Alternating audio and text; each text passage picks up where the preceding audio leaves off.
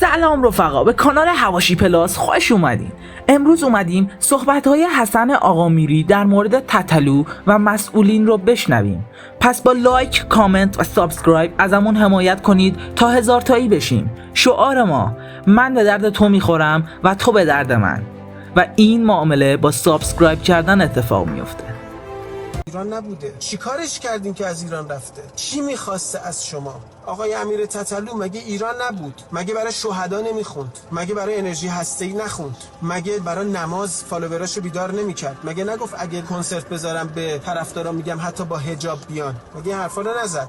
خب کی تو این مملکت اینو اذیت کرد؟ کی بهش مجوز نداد؟ کی یارو به هم ریخت؟ کی طرفو نابود کرد؟ کی برداشت اینو برد تو میتینگ سیاسی؟ کی با کسایی نشوندش که اصلا معلوم بود هیچ ارتباط فکری با این آدما نداره؟ کی هزار جور یارو باج گرفت به اسم این که میخوام به تو مجوز بدم و بعد یه شرایطی ایجاد کرد که طرف مجبور بشه ول بکنه بره و حالا رفته اونجا داره یه خط قرمزایی رو میشکنه. من حرفم اینه اونی که این کارا رو کرد اون اسمش چیه؟ اون الان کجاست؟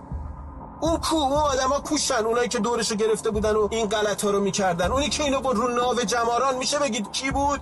اون الان کجاست؟ خودتون با دست خودتون این کارو کردین و بعد طرف رفته بیرون. من میگم اگه الان من اعتراضی نمیکنم به این خط قرمز شکوندناش، چون میگم اون وقتی که داخل بود چرا دهنتون بسته بود؟ هر بلایی خواستن سر این بشر آوردن، همه لالمونی گرفتین، خفه خون گرفتین، سکوت کردین. که اون وقت الان ناراحتید که آخ آقا امیر تتلو چیکار کرد، چیکار داره میکنه. بعد حالا امروز اومدن همه سنگ میزنن. کیو سنگ؟ شما رو بعد سنگ زد. شما که این کارا رو کردید و بعد سنگ زد. حالا همتون شدید مؤمن، ما شدیم کافر حربی که این حرفا رو زدیم. چی میگید؟ بعد جالبه میری تو لایو یارو، بعد به یارو میگن آقا این چه کاری بود؟ تو چه غلطی میکنی تو لایو؟ شما که میری نگاه میکنی میگه آقا فلانی آبروی مردم رو برد. چرا میری نگاه میکنی داره آبرو مردم رو میبره؟ چرا شما میری نگاه میکنی؟ شما که نگاه میکنی هیچ گناهی نداری، اون گناه داره؟ مگه میشه همچی چیزی؟ تمام اونایی که باعث شدن یه هنرمند به اینجا برسه، تمام اونایی که اذیتش کردن، طرف هر کاری که باید میکرد تو چارچوبای این مملکت انجام داده، ولی کمترین حقش که بتونه از هنرش پولی دراره که دست جلو کسی دراز نباشه رو بهش ندادید. خب راهشو باز کنید.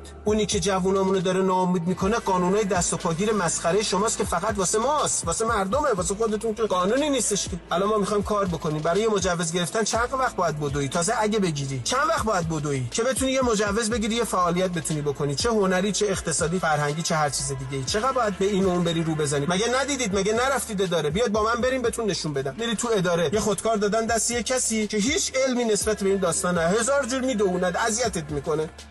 چرا باید اصلا از شما مجوز بگیرن؟ کیت که از شما مجوز بگیرن؟ یه قانون کلی اعلام کنید آقا تو این چارچوب باشه، هیچ مجوزی نخواد، برو اجرا کن. هر کی تخلف کرد خب باشه باش برخورد کنید، نه اینکه بیا اما اجازه بگی شعر تو من باید تعیین کنم. بعد مثلا چی؟ فلان مصرع رو باید حذف کنید. چی میگی؟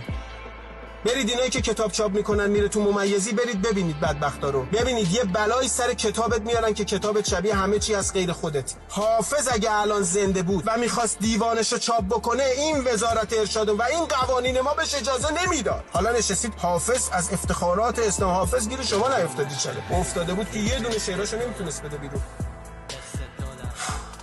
فاسد و فاجر اونیه که اینا رو تولید کرده. اینا قربانی یه سیستم فاسدن. سیستم فرهنگی وقتی فاسد بشه یه همچی چیزایی میده بیرون. به جای اینکه به بچه‌هامون سنگ بزنیم، خودمون رو درست کنیم. مرد باشید، به جای اینکه بزنید تو دهن بچه‌هامون، بزنید تو دهن خودمون. ما اینا رو تولید کردیم. این سیستم فرهنگی ما که راندخاریه توش اینا رو درست کرده. هزار جور این سیاستمدارای کثیف ادعاتون میشه که سیاستمدارید، سیاست هم که میگید بلد نیستید. سیاستمدار بودید که بچه‌هامون فرار نمی‌کردن که. یعنی دین و ایمون که هیچی، همون سیاست هم که فقط سیاست فکر میکنید بلدید، همون هم بلد نیستید. هزار جور بچه مردم باج گرفتید و هزار جور بلا سرش آوردید. حالا که رفته اونور همه نشستن ور، آره این ملعون فلان اینو باید بمیره، فلان بشه، بمیره. خب شما یکی دیگه تولید میکنید.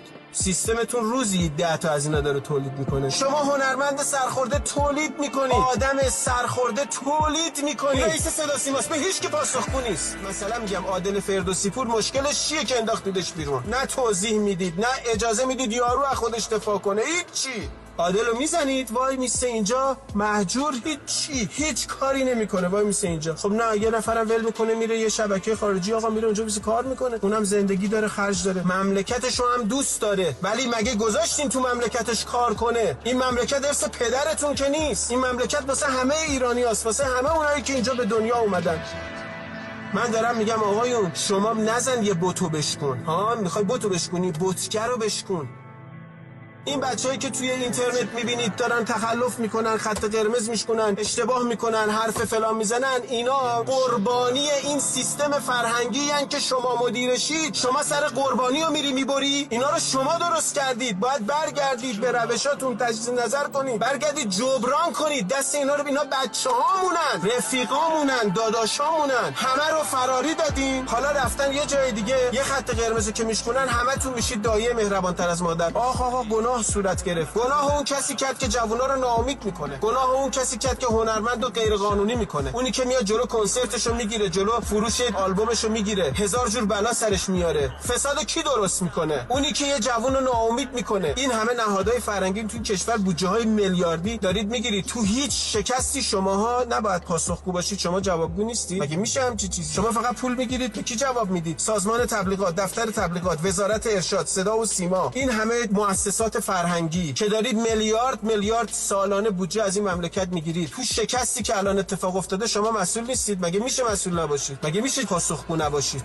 آقای وزیر ارشاد شما باید پاسخگو باشی. شما باید بگی آقا یه معضل اینجوریه، 4 تا جامعه شناس بیاری تحلیل بکنن چی شده که به اینجا رسیده. یه نفر کسی که برای شهدا میخونده چرا الان این کارا رو داره میکنه؟ خب کجاش مقصر ما بودیم که مسئولیم؟ بریم تقصیر خودمون رو به گردن بگیریم، جبران کنیم، نه اینکه وایسید هر کی هم حرف حق میزنه سنگ بزنید. چقدر آدمو بیرون کردید شما از این مملکت با تنگ نظریتون، دفع کردین مردمو، از همه چی دفع کردید مردم، سرخورده کردید، ناامید کردید. اونم این مردمی که الان اینجوری دارن زحمت میکشن توی این کشور.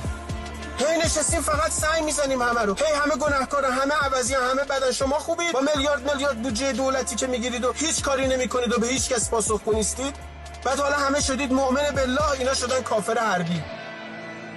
بهش ما خیانت کردیم، ما این فیسو ازش درست کردیم. الانم ما باید توبه کنیم. همه مسئولین فرهنگی کشور باید توبه کنن و اون سیاسیایی که از این بچه سوء استفاده کردن باید توبه کنن کاری که کردن. توبهشون هم اینه که مسیر رو باز بکنن، عفو اعلام کنن، طرف بتونه برگرده تو مملکتش درست زندگی کنه، نه زیر چتر شما، زیر یوغ شما، آزاد زندگیشو بکنه. چارچوباش هم رعایت میکنه، قبلا هم نشون داده که میتونه رعایت کنه. و همه بچهای دیگه‌مون که هزار جور واسهشون پرونده سازی درست میکنن که نتونن تو کشور خودشون بمونن.